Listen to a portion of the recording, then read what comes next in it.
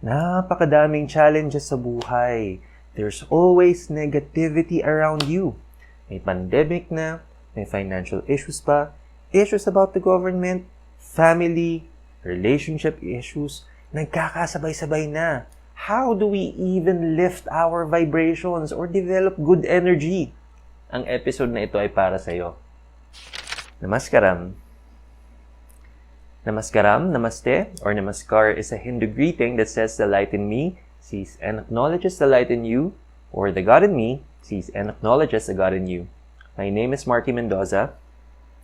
Welcome again to Reiki with Marky and another meaningful episode here in our YouTube channel. But before anything else, alam nyo na, do not forget to like, share, and subscribe to our YouTube channel, and do not forget to hit the bell button para laging updated in our upcoming episodes. Now, in today's episode here with Reiki with Marky, we are going to share you meaningful tips on what?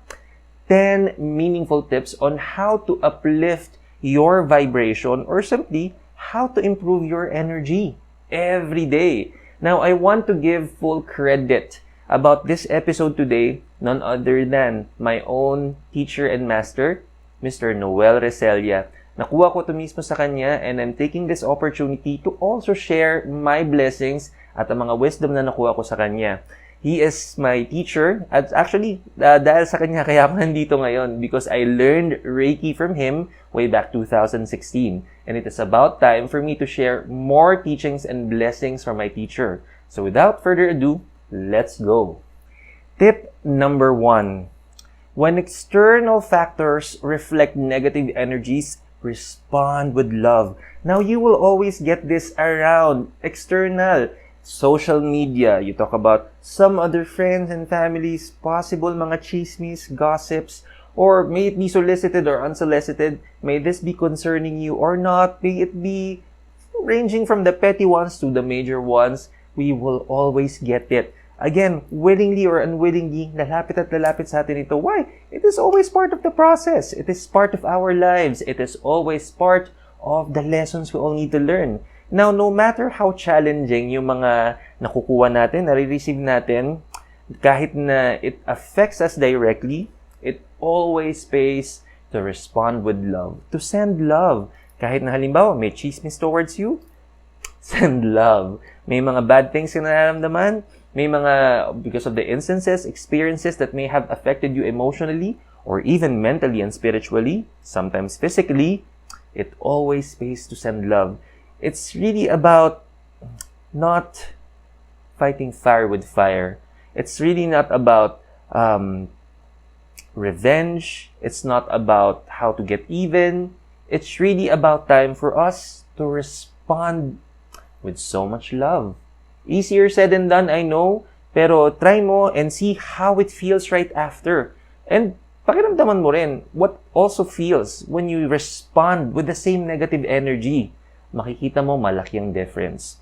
Tip number 2, send love to Mother Nature. It's as easy as appreciating her masterpiece. The plants, the sceneries, lahat ng creation ni Mother Nature. When you see it, appreciate it and thank Mother Nature for her wonders.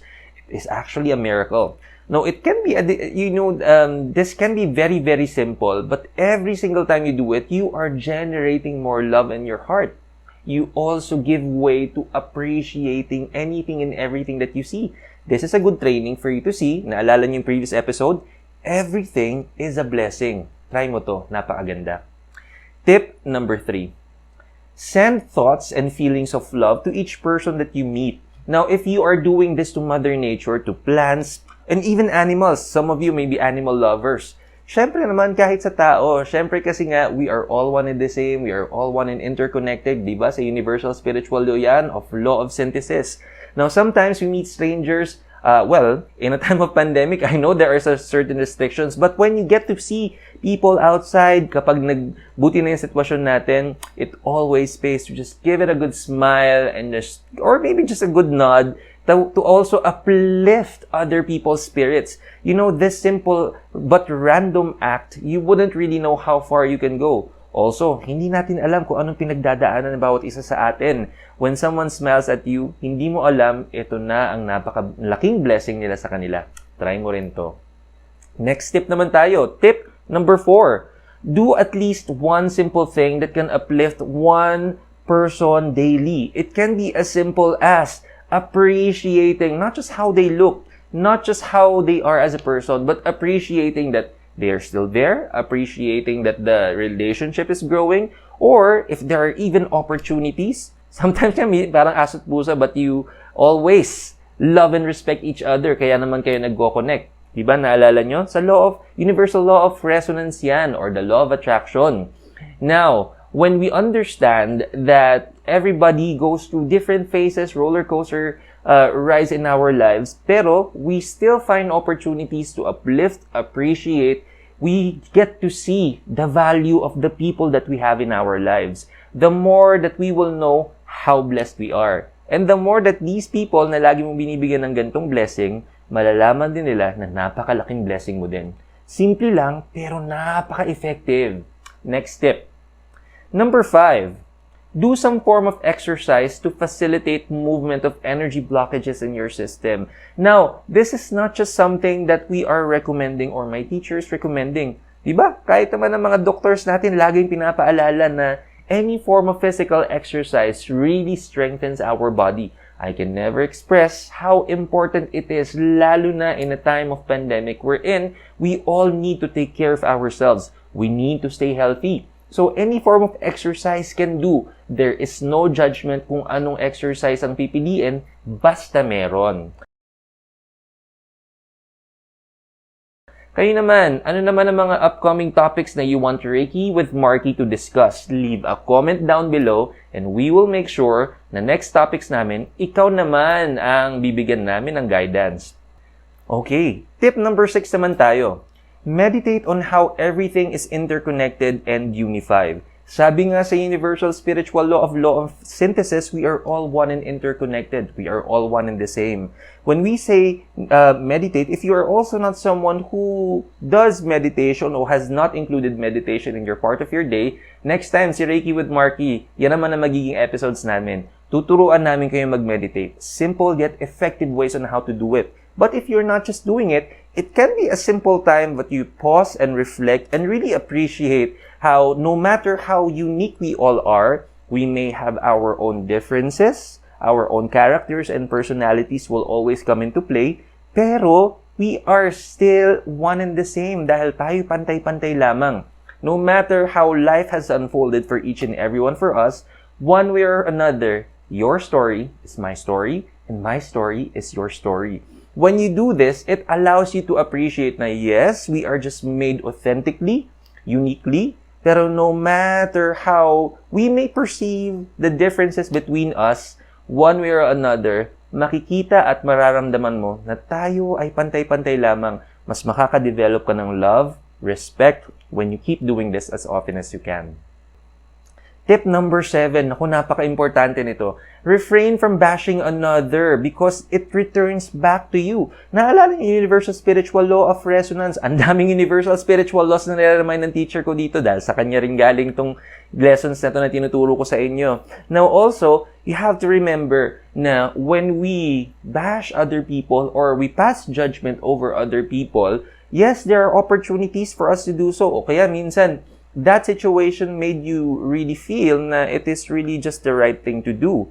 Pero remember, no matter what the situation is about, no matter what the experience is teaching you, babalik at babalik ito sa'yo. Why? Because sabi nga sa golden rule, do not do unto others what you don't want to be done unto you. Now, I know there will be times na talagang napakasakit eh. There's no other way to do it. Pero sabi ko nga, send love. Sabi rin niya ng teacher ko, try mo muna and see how it feels. Actually, ang magandang maging reference natin dito, you've been doing all those other things before, myself included, pero when you try sending love, pakiramdaman mo how it feels. Pakiramdaman mo kung gaano siya kagaan sa loob. This will truly allow and facilitate more change in your life. Tip number 8. If you refrain bashing from other people, refrain bashing your own self. Now, in our previous episode, syempre part of the judgment na minsan binibigay natin sa sarili natin because we are very critical sa sarili natin. Now, again, being honest to ourselves is being honest, pero yung bashing, yung tipong didikdikin mo pa yung sarili mo, iba na yata yun. Yung tipong when you were not able to provide the best judgment or the best action na ginawa natin and then you realized it, and then tell yourself, oo nga, there are opportunities for me to do better in the future, pero hindi mo sasabihin sa sarili mo, ayan, loko-loko ka kasi. Ayan, napakawalang nga mo kasi. Don't do that to yourself dahil be best friends with yourself. Being honest is one thing, pero hating yourself is another. Be mindful. Tip number 9. Express gratitude for each experience and see the positive in it no matter how you perceive it now. Oh, bakit may reminder na now? Because your truth now may not necessarily be the same truth in the future. Also, itong reminder nito, sinabi rin natin to sa isang episode na everything is a blessing. It's really about developing a grateful nature na you see the blessing in everything, no matter how it has unfolded. Minsan kasi, mas madali sa atin ma-appreciate to develop gratitude pag alam natin it's a blessing. Pero there are times, yung mga binibigay sa atin is the roller coaster ride, yung medyo talagang masakit na experience, yung tipong masasaktan at matutraumatize ka talaga. So, yung mga sitwasyon na yun, minsan parang, how do I see the blessing in this? Again, kapit lang. It may not necessarily unfold now, but in the future, once you learn the lesson and you try to rise above from it, and then, kaya pala, makikita mo rin yan. So, kapit lang. And then, our final tip. Forgive. Forgive. Forgive yourself. Forgive others. Forgive the situation. Again, no matter how things unfolded in our life, and sometimes there are people involved in us in the experience, no matter kung gaano ka sakit, or minsan kasi napakaganda rin naman ng experience, remember that forgiveness will always allow you to feel free. This mostly frees yourself from the situation. Forgiving yourself, forgiving the experience, forgiving the people most especially, is going to allow you to feel the burden that is not in you anymore, to feel that you have already learned from it, and to feel that it has never entrapped or engaged you in that situation anymore. It will not affect you and let you feel the pain and suffering.